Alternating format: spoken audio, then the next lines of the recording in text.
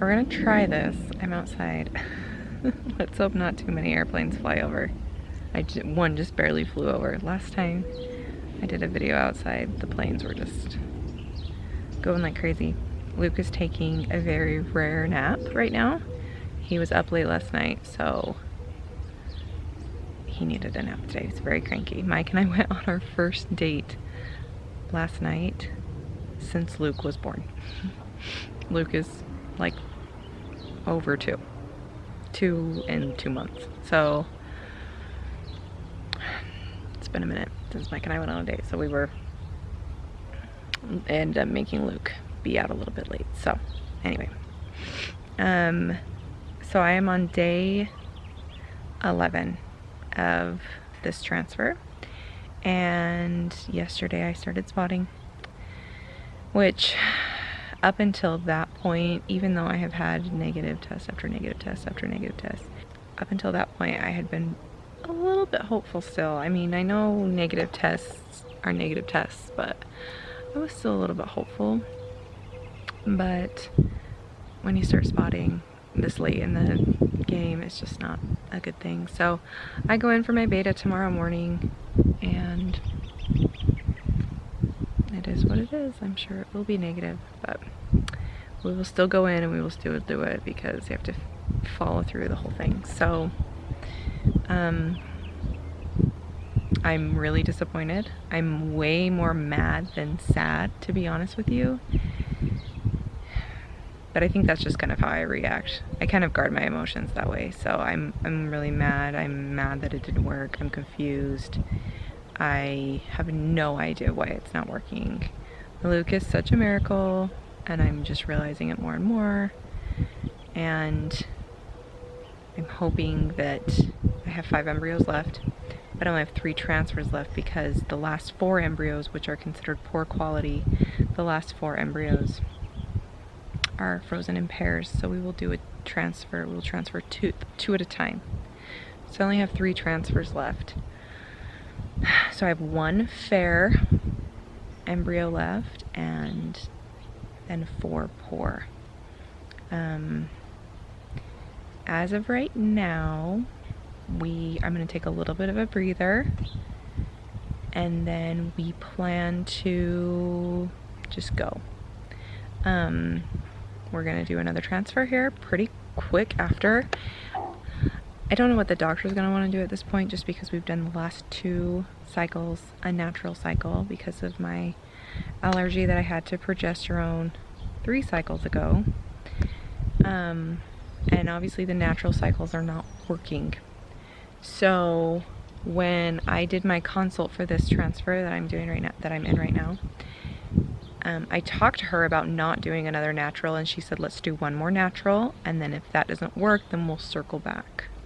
So I don't know what circle back means, but the plan is to not do another natural cycle for the next cycle. I don't know how that's gonna happen, but the doctor will figure it out. That's what doctors are for. So anyway, that might take a little bit longer than just like hurrying and jumping into another transfer. I'm not sure if they're going to want to do some progesterone testing or what. So we'll take a bit of a breather. I'll probably do a consult, because usually when you do a failed transfer, at least at my clinic, when you have a failed transfer, then they call you right after and ask you if you want to set up a follow-up appointment with your doctor. And when I did transfer in September, I didn't do a follow-up appointment. This time I plan to do a follow-up appointment, just because I imagine the follow-up appointment also counts as like the consult for the next cycle. So just so we can get that conversation going. But the plan is not take a break, really. We'll just kind of see how it goes, but we're planning to just move forward with another transfer, which has been really different than how we've done things in the past. We've always done a transfer and then waited, and done a transfer and then waited. Even after our very first IVF we did like 6 years ago, we only got 1 embryo out of it. It failed, and then we just decided to not do another one, but mostly because we couldn't afford to do it, because we had to do the whole IVF again. So we decided to just take a breather. Anyway, the good news is Mike actually got a new job, and he actually just started today, which this is really a blessing for us, and we're excited about it. He's excited, and we were just reading through the benefits information. You guys, his benefits cover infertility. 100% infertility. Like, when I say 100%, at least based on what I read, it covers the full IVF, it covers embryo transfers, it covers all the drugs, including injections. It covers everything. Everything. Everything. Like, this is insane. So we're feeling really grateful and really blessed because we know that this is such a rare opportunity. Most insurance will never cover infertility. And if they do, it's like for diagnostic, not for treatment.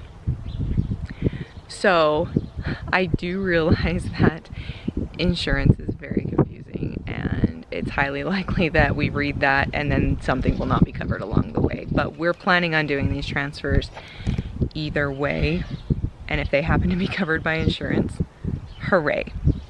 So that will make moving forward, especially if the next transfer doesn't work and the next transfer doesn't work, and just say things keep failing from here on out, it will make it very easy for us to just keep pushing along and keep moving forward. So we're feeling hopeful.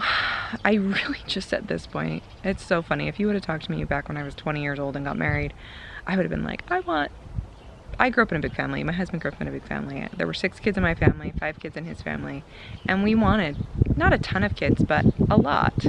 And enough that we could afford. That was always what we would say. We want as many kids as we can afford. And now I'm like, if I can get 2, I'll be so grateful. Like, I'm happy with 1. I am. But I want my child to have a sibling. So if I can get 2, I don't know if I can say I'll necessarily feel like I'm done, but I am going to be 35 this year. We're getting older, so I just need to like move forward or get another kid. So anyway, yeah, but that's exciting. So we're really grateful for that, and still kind of in shock about it, and hopefully it all does end up being what we think it is going to be with the insurance. So anyway, disappointed but that this transfer didn't work out, but I'm becoming pretty numb to it at this point. And it feels a lot different now that I do have a kid. You know, back when you're trying when you don't have any children, and this is my journey, right? But back when I was trying and I didn't have any children, it was extremely painful. And now that I do have a kid, I'm like, I at least have Luke, you know? So anyway, okay, well, that's all I've got. Tomorrow's the beta, and we will say sayonara to this stupid cycle. I'm still a little shocked that it didn't work. I really did think that this one would. Well, I really thought the last one would. And then the last one didn't work, and I was like, for sure, 100%, this one will. I mean, I'm kind of like butting up against statistics here. Statistics show, which I realize somebody's got to be on the low end of the statistic to make it an average, but I'm like, statistics show this should not be happening. Anyway, okay, well, I'm gonna sit out here and enjoy this beautiful spring day until my child wakes up. The worst part about it is when he takes a nap and he doesn't want to go to bed at night, which is why we don't do naps anymore. But some days he just needs a nap, you know? And while we're outside, look at my yard. It's my rose garden over here. Those are all rose bushes. Spring has sprung. Look at that tree. I die. There's an airplane. And then over there, it's just beautiful. So many florals. Our fountain's still covered for the year. There's our apple trees blooming. It's beautiful out here. Spring has sprung at our house, and we just planted that tree. So let's hope it decides to stick around. We had a tree here and then we had to cut it down. So we had to hurry and plant another one because it's our patio shade. So anyway, here's the quick yard tour because I know y'all wanted to see my beautiful flowering trees in my yard. So anyway, okay, that's all we got. On to the next.